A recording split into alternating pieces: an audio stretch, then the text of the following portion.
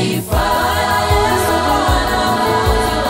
Enendeni katika mataifa, kuhubiri neno lake Bwana. 2 Timothy chapter 2 verse 1 to 7, Paul writing to his young age called Timothy, he writes and says, "You then, my son, be strong in the grace that is in Christ Jesus. The things you have heard me say in the presence of many witnesses, and trust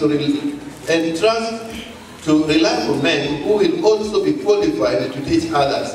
Endure hardship with us like a good soldier of Christ Jesus. No one serving as a soldier gets involved in civilian affairs. He wants to please his commanding officer. Similarly, if anyone competes as an athlete, he does not receive the victor's crown unless he competes according to the rules. The hard-working farmer should be the first to receive the share of the crops. Reflect on what I am saying, for the Lord will give you insight into all this." And so we looked at the idea of the trust that Paul is talking about here. And we found that you can actually find it in the 8th verse of that same chapter. As you continue reading, you hear in verse 8, he says, "Remember Jesus Christ, raised from the dead, descended from David. This is my gospel, for which I am suffering, even to the point of being chained like a criminal. But God's word is not chained. Therefore, I endure hardship. Therefore, I endure everything for the sake of the elect, that they too may obtain the salvation that is in Christ Jesus with eternal glory." Praise the Lord. Bwana Yesu asifiwe. So we looked at this text and saying, you see, Paul is saying that the gospel of Jesus Christ has been bestowed to him, and he has also lived very well. He has done it well. So now he is entrusting it to Timothy, and he is asking Timothy to also look for other reliable people who can pass this on, so that continually the gospel can continue to be proclaimed and propagated throughout the generations. And we thank God for people like Timothy, because today we are congregating here on account of their faithfulness. They committed themselves to continue on passing on this same gospel, this same trust that God has given them, and they have managed to push it on several generations. Today we are gathering in this hall. This is the second service. I understand another service is coming, because the gospel has been propagated continually throughout the generations. And the challenge for us is, if we have embraced the gospel, if we have known what it means to embrace this trust we are talking about, then we are being challenged to also look for other reliable people to entrust it to other people. Now, the gospel we are talking about is about Jesus Christ. Jesus Christ is the central theme of the gospel. It might be housed in various packages. For example, you might be a Christian, you might be from a Pentecostal church. So the emphasis is largely perhaps on speaking in tongues, or perhaps in singing loudly. But that does not mean that a PCA person, Presbyterian Church of East Africa, where they are ordered, they sing hymns, are not necessarily born again. They are not necessarily passing on the gospel. But the centrality of the gospel is Jesus Christ. Actually, anyone who denies Christ Jesus, that is how to know who is a false teacher. Anyone who does not embrace the whole totality of the doctrine of Christ, which in the P and in the CU, as we learn together, we call it Christology, the study of Christ. The fact that Jesus Christ came on earth, Jesus Christ is the exact resemblance of God, is the image of God, the image of the invisible God. That is what we are told in Colossians chapter 1. He is the image of the invisible God. God himself coming and taking up human body and coming to dwell with us. And he has demonstrated what it means to serve God and to live a life of holiness. And the fact that he came, and the fact that he died, he He died after serving for 3.5 years. At 33 years, Jesus died. Died a miserable death after a lot of punishment, a lot of beating. And the scripture says that beating was necessary for us because by his stripes, by the beating, by the pains Jesus suffered, we have been healed. That's what the Bible says. And it is possible for you to get healed on account of the fact that Jesus suffered in his body so that we may be able to receive this grace. I personally have experienced the healing of God through my faith in Jesus Christ in many, many ways. Time does not allow me to tell you a lot, but I mentioned a little last Friday about myself. And Jesus suffered. The fact that Jesus died and was buried is important for us. Even his own coming. The fact that he was not born out of a human being. He was conceived by the Spirit of God. It's very important for us because you know, all have sinned and have fallen short of the glory of God.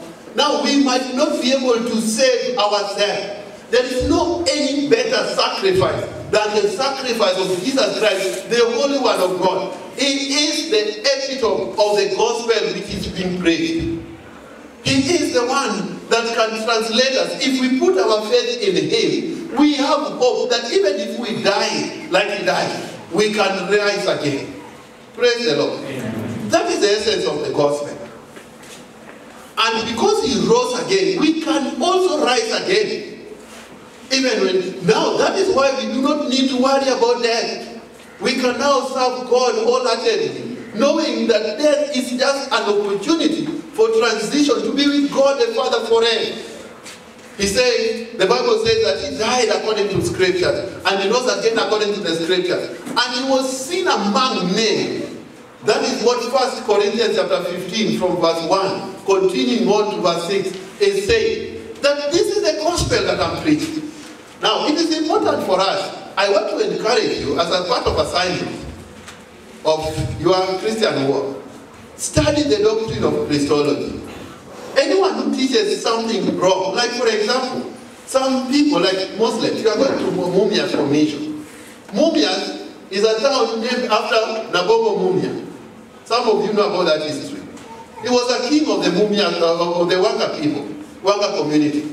And he embraced, he was a very generous, God had given him the grace to be very hospitable. Even right now, among the Mumia, the Wanga people, they are generally very hospitable. He received the Christians. And he was saying, I have already received Christians. And he encouraged them to be. So that's why we have even diocese in Anglican Church, CMS, Church Mission Society, is the founding church missionary group of the Anglican Church. We have diocese of Mumias right now we are speaking. There are many people there. But Nabomo made a mistake. He did not disqualify, he did not distinguish that, you know, you don't receive again. So he received also Muslims. So there are Muslims there. But the interesting thing, don't have to worry. The missionary, I was talking to the missionary, missions coordinator this morning, after the first service. You don't need to be anxious about Muslims. We were doing some work in Mumias. I work for an NGO that deals with youth. And we were doing training all over the country. I went to Mumias, and the trainers who were there were telling me, these are youth out of school.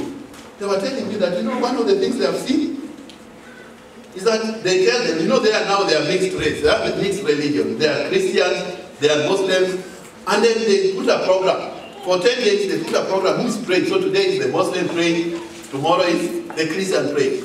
But then they say, when it comes to the time for Muslims to pray, some of them say like this, I am Amina, I'm Fatuma Muhammad or whatever name, I'm going to, mimi nitaomba, lakini nitaomba kikristo.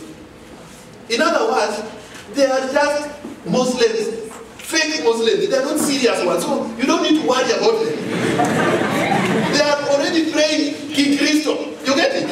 Are you feeling encouraged this morning? Wanasema nitaomba tu kwa kikristo. Inamaanisha, they are not necessarily very grounded in their faith, their Islam faith.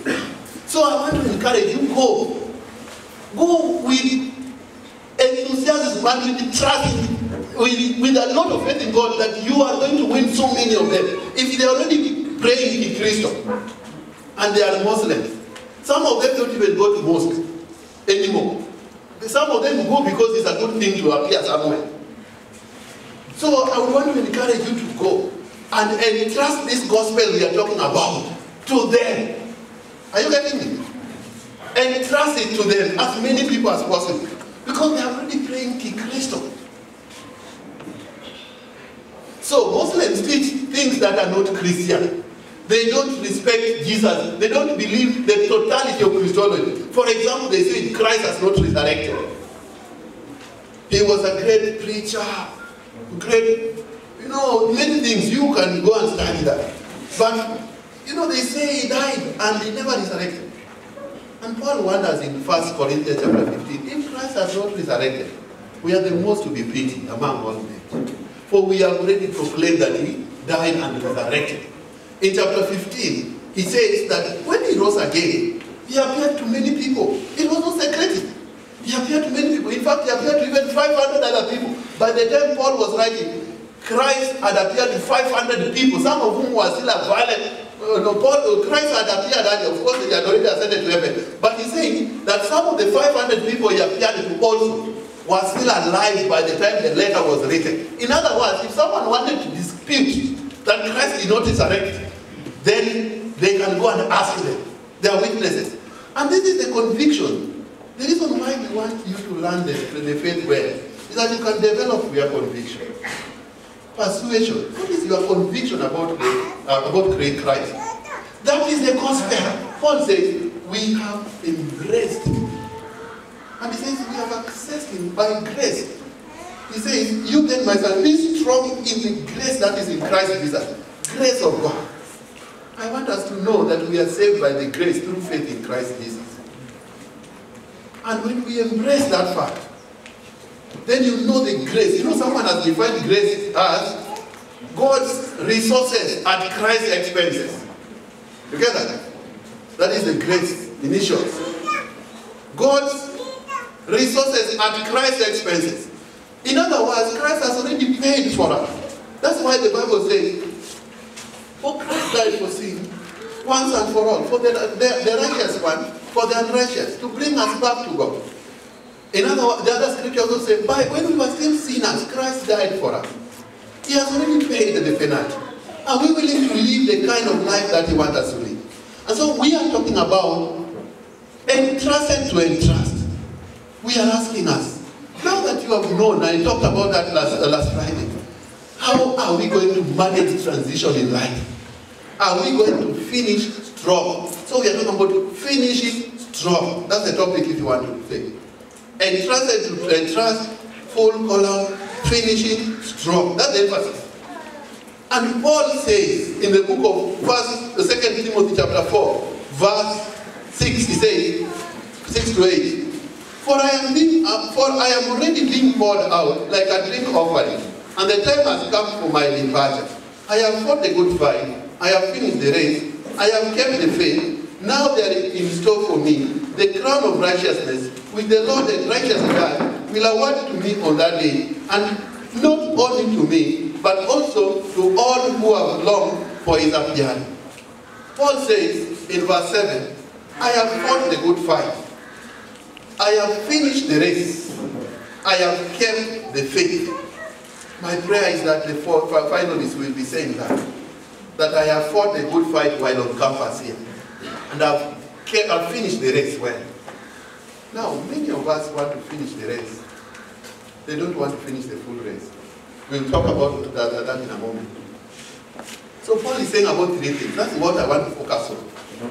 I have fought the good fight of faith. I have finished the race. So the first one is fighting the good fight of faith. The good fight. So what is the good fight that Paul is talking about? I have fought the good fight. Paul is using so many imageries. What we call in Bible study, we call it metaphors. But some of you also do English. Metaphor is not just restricted to Bible, biblical studies. Don't you do in English, you know metaphors? You know metaphors, my friend. Do you know alliteration? Do you know similes? Yeah, those are all in the Bible. Can you imagine all that can be found in the Bible? Do you want to try to read it to get the alliterations in the Bible? Let me give you one example of alliteration. Huh?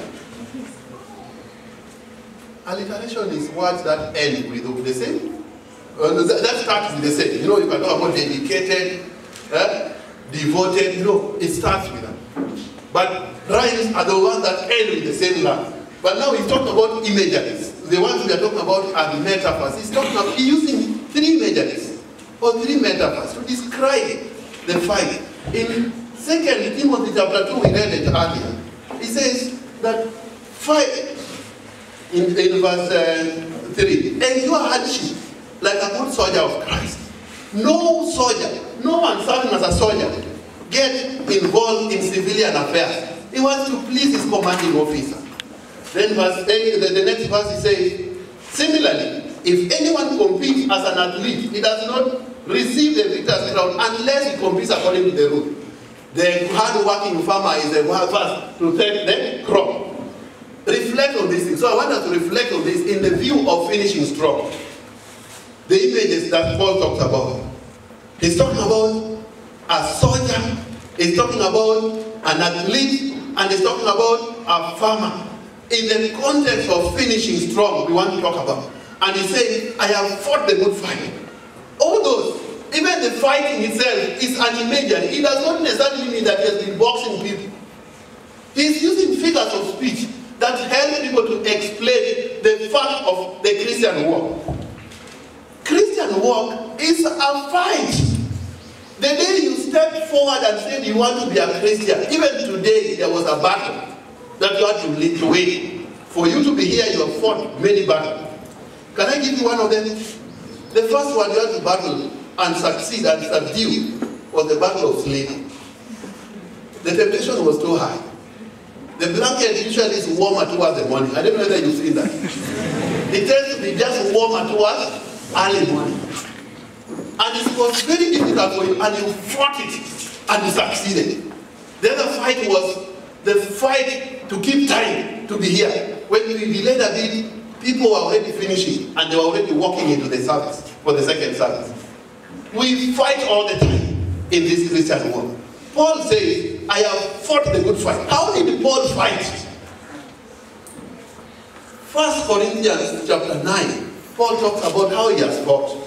Verse 24. Let's just look. What does it say about in this fight of faith? The good fight. I've fought the good fight. 1 Corinthians chapter 9, verse 24. It says, 1 Corinthians chapter 9, verse 24. It says, don't you know? Do you not know, verse 24, that in a race the runners run, but only one gets the prize. Run in such a way as to get the prize. Everyone who competes in the games goes into strict training. They do it to get a crown that will not last. But we do it to get a crown that will last forever. Therefore I do not run like a man running aimlessly. I do not fight like a man beating the air. No, I beat my body and make it my slave, so that after I have preached the gospel to others, I myself will not be disqualified for the prize. I beat my body every day, that after I have already prayed, I may not be disqualified for the prize. Let me tell you, my friend, when we talk about finishing strong, we are not giving you nice, nice statements. We are talking about reality. You need to know that starting well in the faith is no guarantee that you will finish well. Many people have started very well, and the time does not allow me to give you so many examples. I am now out of campus since 2002, and we had so many people who started very well.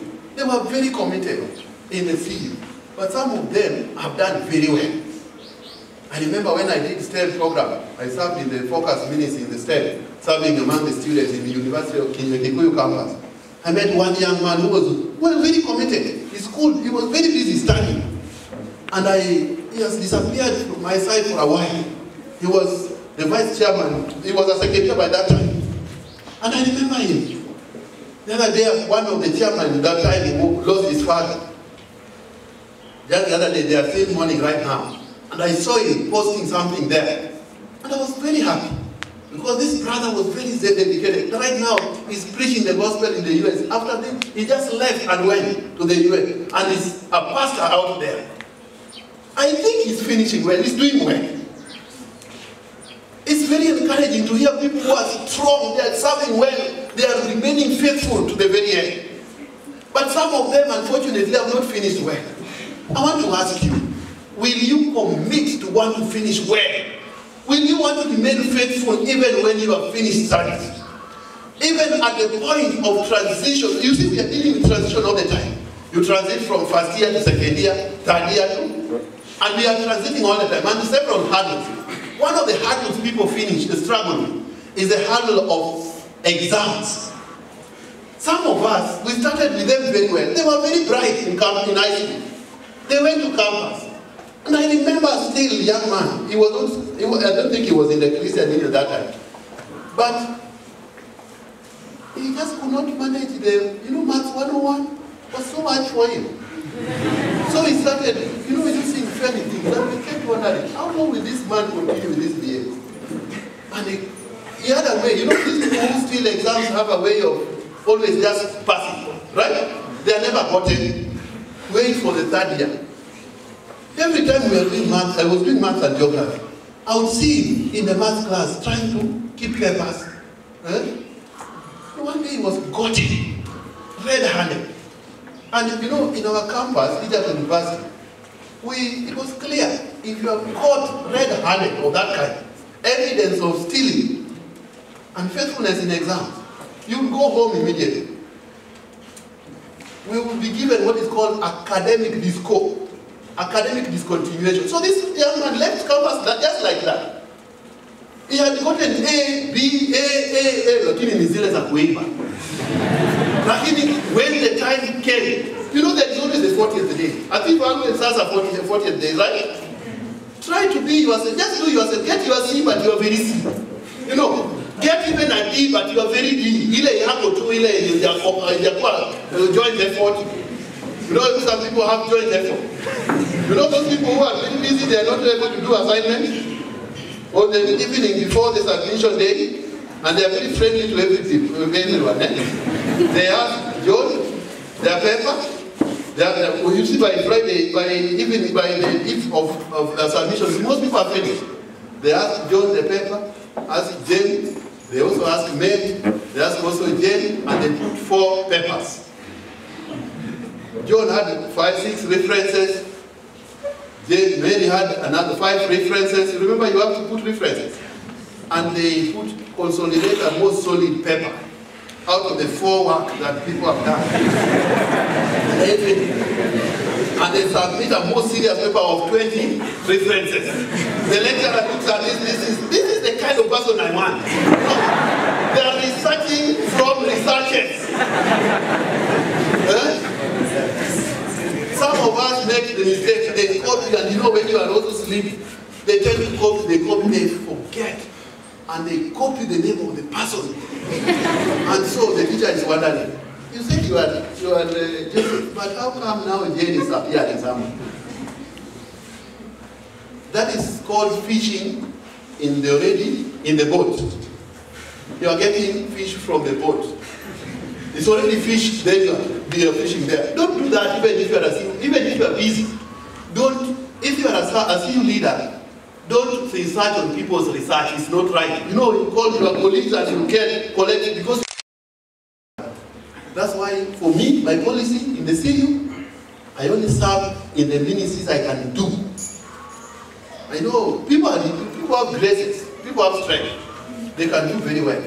Some can be the singer, they can be the praise and worship, choir, ushers, women, their Bible study leaders, what, and there are 1,200 of you here.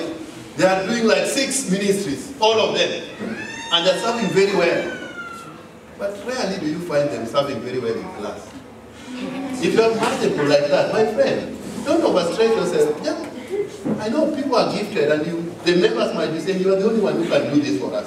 They are also chairman of BASIC. For me, I believe that we have many in the CU. I can only serve 1 or 2 maximum.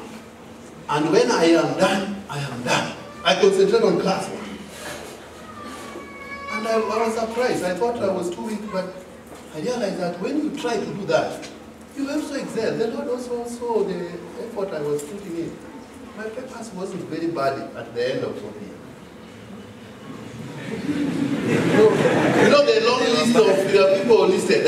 My name was not very far from, you know, my name is on the 3rd page. You are still tracing your name. Because you are in the pass, did you fail?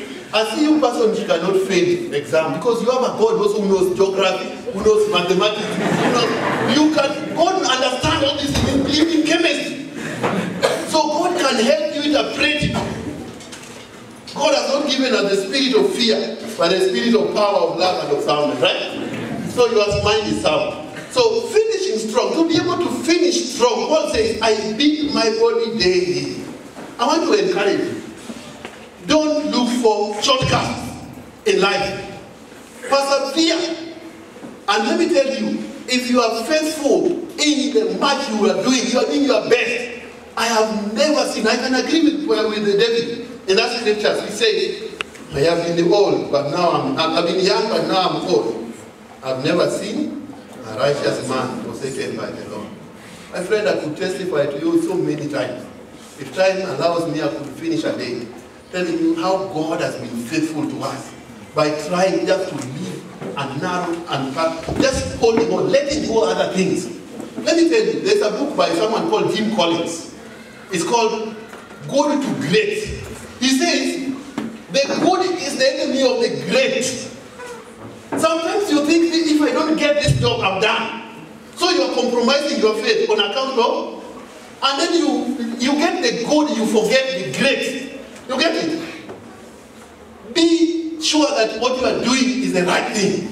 The Lord is able to faith, even if you take 2 years. Eventually God will come. And I've realized also God never delays. Finishing the race, I remember Eliud Kipchoge. He was running. And there are some guys who are called, those ones are called what? Pacemakers. Or pacemakers. Someone suggested as a preaching a sermon that Sunday. So, are you a pacemaker, a pace setter, or you are the runner yourself? You know, these pace setters, they were called pace setters. Very interesting behavior. Someone is running 42 kilometers. And the other one says, I'm going to do 5 kilometers. 5 is already long enough. Actually, try walking 5 kilometers, you will find how long it is. It's very far. But they take, and they are ahead of Kipchoge. Did you see that? Yes. Running. I was told that they are guarding him from, I don't know, wind or something, but it was very interesting, running. Running after 5 kilometers. Slip off. They never finished the race. It's Kipchoge who still maintained it. Huh? Did you see that? Yes. And I was very impressed. And I realized that Kumbe, it is not the first one who make it. It is not always the first one. You know, it's not the first in terms of FIRST who makes it. It is also not the first one in terms of FAST. Remember you get what the point? Yes. It is usually the one who remains faithful or steady to the very end, like Kipchoge. He was told that he must almost do like about 5 steps in every second. And 1:59 was met by 40th second. What is the lesson? Finish the race. In the brief that we have been given, this handout, I saw that lady, that sister who was elected. She said, finish your race. You have started the race very well. If you have not started, start today. And work hard to finish it. We are together. Finish the race. Paul says, I have finished the race. By the time Paul is writing this scripture in 2 Timothy, I need to tell you, that is in prison because the account of the faith that he's preaching, and he's been waiting for he's writing in chapter 4, because this is the last verse he read. This is the last letter that Paul wrote. The very last one he wrote. In chapter 4 he says, towards the end, verse 9, do your best to come to me quickly, for Demas, because he loved this world, has deserted him. Paul is telling Timothy, as my young son, please come to me quickly. History says that by the time Timothy arrived, Paul had already been executed by the authorities of those days. He had been killed. In other words, he never met Paul on this visit. But of course, they were together with him. I told you last time that almost all the 13 letters Paul writes, remove the 2. Almost, he has, Paul is with Timothy in almost like 60 or 70% of them. He had finished the race. He was speaking prophetically that I have finished the race. I pray. I know that one is used more in Epital, or when people are dying, people who are being buried or something like that, have fought the good fight. But I want to ask you, will you fight the good fight? Will you finish the race? How will we finish? How will we fight it well? The first one, begin with the end in mind. Begin with the end in mind. Know that you are doing 159 like a jog, right? And you need to calculate from the end backwards. How many steps do I need to take? And how do I need to keep the pace? Because in running, any slightest delay or relaxing has a way in which it costs you. You have to work double to capture that which you have lost. Begin well. How did Paul manage it? He started well. He started with the Lord and he kept on pushing. He knew. He writes to Timothy, this spiritual son, he writes to him that, but as for you, my son, in 2 Timothy chapter 3, verse 14, says, but as for you, continue in what you have learned and have become convinced of, because you know those whom you learned it, and how from infancy you have known the scriptures, which are able to make you wise for salvation through faith in Christ. Start well, begin well, and continue on the truths that you have already learned. Know the scriptures, study the word of God. We are in the Bible study here in this universe. Some of us are always too busy to attend Bible study. You will not finish strong, I tell you. You will finish, but maybe not strong. You need to finish strong. You need to finish well to keep the faith. Join the Bible study. Have a discipline of reading the scriptures every day. Some of us take the scriptures like a dozen. You take in the morning, during lunchtime, and also evening. That's the best practice. But if you can't, just take every day. If your morning is your best time for concentration, give God like 30 minutes. Read the scriptures, you will see what it will change. And don't read the scriptures like random, man. You know, picky pocket. Don't do like, today, what should I read?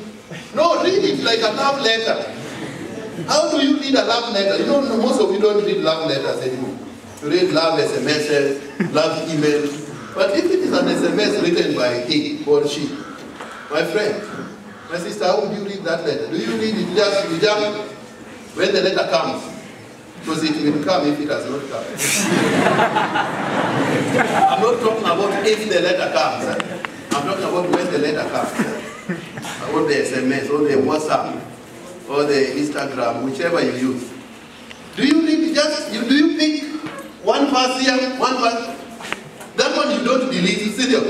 You save it in the cloud, serious. You una visit kila saa, timu ikipotea unarudi kwa ile wa, serious. Ama mnafanya namna gani? Read the word of God like a love letter.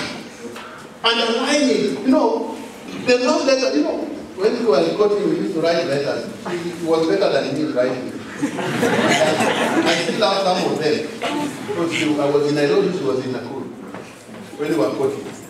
And you know, the letters were sometimes underlined, you know, really nice letters. But you know, when you're reading a love letter, let me give you an idea, because you don't know what it means to read a love letter.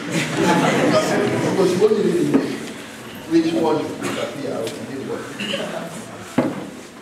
Sometimes when you write, dear, they are written dear. The other day they are written dearest. And then dearest Kefa. Oh, now the following day she forgets and writes beer. You start by underlining that word, beer. This one, DRS, is being lower. The one is getting lower. You must underline the word DRS. Now, if you're not DRS, you highlight it in yellow. Don't highlight in black because you will not read it again. You highlight it in yellow so that or in pink or something. And see, she says she wants me DRS. Read the word of God like a love letter. And let me tell you something. Go to Ezra conference. Go to Ezra conference. You will never for regret. I have attended Ezra conference almost all of them since I finished campus. The only one I missed, I was on the way going to Ezra in Dexter University. I fell sick and I was admitted. That's the only one Ezra I've missed. Imagine, I'm an associate. I finished being a student. Can you imagine? And I always get stronger going day by day. I want to commission, I don't miss commission, conference. How can I miss with those many nice expositions? Paul says, I have kept the faith. How will you keep the faith? I have kept the faith. Let me tell you, to keep the faith sometimes means you must forgo some things. Paul had a challenge, various things. But to keep the faith, you need to forgo certain things. You better keep the faith, even if it means losing a job. If you must lose a job, if you must lose that internship, keep the faith. That's what the text says. If you must lose your child, as he told his ministers to all, but if you must lose your boyfriend or girlfriend on account of the faith, keep the faith.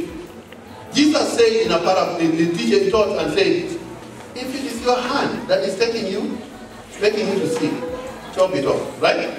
You're better off going to heaven with one hand than going to hell with both hands. In heaven, if God wants a hand, an extra hand, you know that's where the seat of miracles are. You can just declare you having the extra hand. If you lost one leg, and you realize that now you're not clutches anymore in heaven as you walk on the street of God, God can just declare that hand left, because that's where miracles are. But what about if you have both hands in hell? It's better you even go with one hand in hell. And now so that it's a bad killer key to back.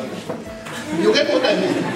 If it is whatever it is that is going to make you lose your faith, let it go. Hold on to the faith. It makes all the difference. It is the whole spring of your life.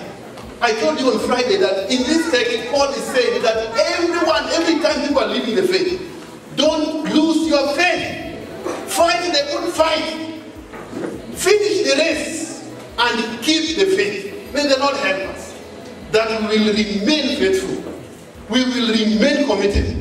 Wherever you go, and God is faithful. God also does not want people not to get married. Don't be scared. God also wants people to continue marrying and getting more children if Jesus takes longer. When I was quoting, I was anxious that what if the Christ comes when it's not well? This thing has not happened. Let's try to do it, Mabel, 2 years after campus. Because what if he comes and, you know, he said also in another verse that in heaven there is no marrying. So I pray that the Lord will help us, that we will keep the faith and we will finish strong. When you finish campus, if you're a first year and you have never given your life to Jesus Christ, you are losing all the rest of your life. You will be like those pesetas, right? Taking people to church every time it's raining a lot in Kisses, and you come to church and you have never known the one you're worshiping. Oh, it come so that we may introduce you to the one you have been worshiping all along.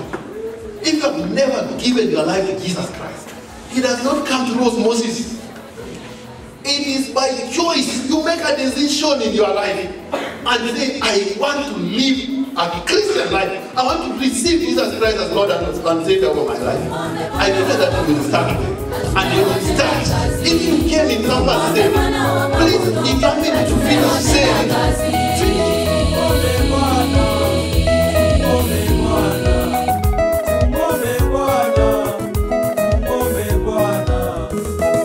Tumwombe Bwana wa mavuno atume watenda kazi. Tumwombe Bwana wa mavuno atume watenda kazi.